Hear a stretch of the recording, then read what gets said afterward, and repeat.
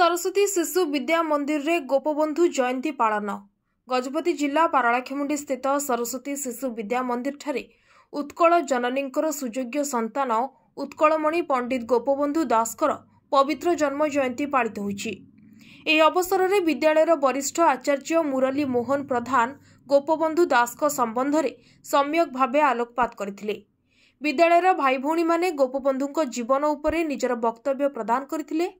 गोपबंधुंकर नीति आदर्श को अनुप्राणित करने उद्देश्य रे एही दिनटी को शिशु मंदिर पक्षरु सेवा दिवस भावे पालन करा जायथाय।